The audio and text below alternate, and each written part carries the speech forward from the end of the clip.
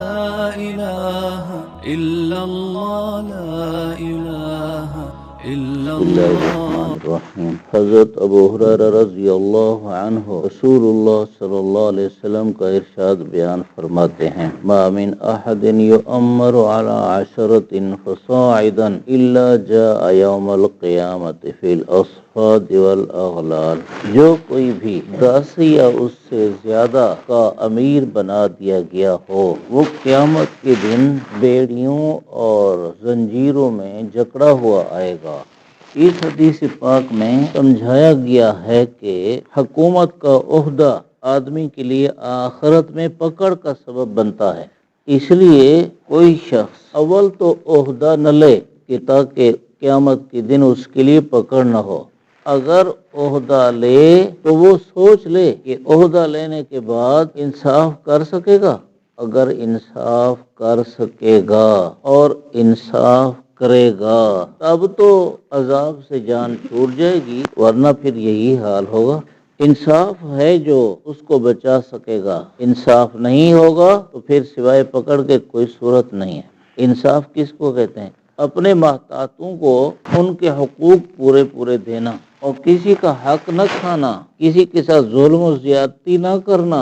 اور جب کوئی آدمی عہدے پر پہنچ جاتا ہے، عام حالات یہ ہیں کہ وہ پھر ناانصاف بن جاتا ہے، چاہے اپنے کو انصاف کرنے والا کہے بھی، ناانصاف بن جاتا ہے۔ اس لیے حکومت کا کوئی عہدہ نہ لینا چاہیے۔ ایک حدیث پاک میں آیا، جو اس امت کے کسی کام کا ذمہ دار بنا اور وہ ان میں انصاف نہ کیا تو اللہ تعالیٰ اس کو اوندھے منہ جہنم میں پھینک دیں گے۔ ما من احد یکون علی شیء من امور هذه الامہ ولا يعدل فیہم الا کبہ اللہ تعالی فی النار۔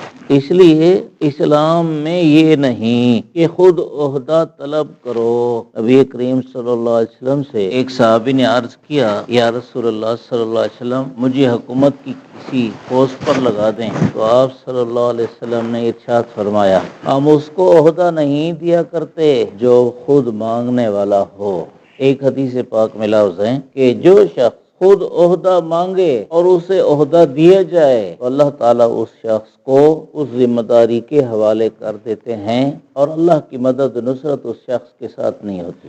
اور جس شخص کے ذمے عہدہ لگا دیا جائے، ڈیوٹی لگا دی جائے اور وہ خود مانگنے والا نہ ہو تو اللہ تعالیٰ کا کوئی خاص فرشتہ مقرر ہوتا ہے جو اس کو ٹھیک چلاتا رہتا ہے اور اللہ کی مدد نصرت توفیق اس کے ساتھ ہوتی ہے۔ اسی سے اندازہ لگا لیں کہ اسلام میں جمہوریت کہاں ہے۔ جمہوریت یعنی الیکشن کے ذریعے سے لوگوں سے ووٹ مانگ کر کسی عہدے پر جانا اسلام میں کہاں ہے؟ اسلام میں نہیں ہے۔ اسلام میں یہ چیز نہیں ہے۔ اسلام میں تو یہ ہے کہ اہل حل و عقد یعنی علم اور سمجھ والے لوگ وہ کسی کو بڑے عہدے کے لیے چنیں اور وہ عوام کا حاکم ہو اور پھر وہ موت تک ان کا حاکم ہوگا، سوائے اس کے کہ وہ فاسق و فاجر ہو جائے، جبکہ وہ پہلے ٹھیک تھا جس وقت اس کا انتخاب کیا تھا۔ تو جب وہ اہل حل عقد کے انتخاب سے حاکم بن جائے تو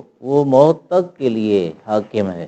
اس کو فجور کی صورت میں اسے برخاست کیا جا سکتا ہے، لیکن اس کو فجور کے بغیر تو اسے برخاست نہیں کیا جا سکتا۔ اور ہمارے ہاں جمہوریت میں تو کیا ہے، 5 سال کے لیے حاکم بن گیا، اور پہلے تو مقتدر حلقے چھپے اور اب واضح طور پر حکومت اور حکومتی عہدے فروخت کرتے ہیں اور ہمارے لوگ، ہمارے بڑے ان کو خریدتے ہیں۔ صدارت ہو گئی، وزارت ہو گئی، صوبے کی حکومت ہو گئی، ملک کی حکومت ہو گئی، یہ فروخت ہوتی ہے۔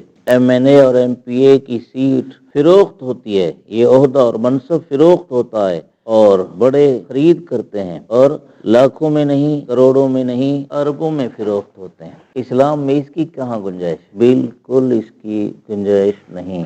یہ آدمی گویا جہنم کا عذاب خرید رہا ہے اور وہ جہنم کا عذاب فروخت کر رہے ہیں۔ الحمدللہ رب العالمین۔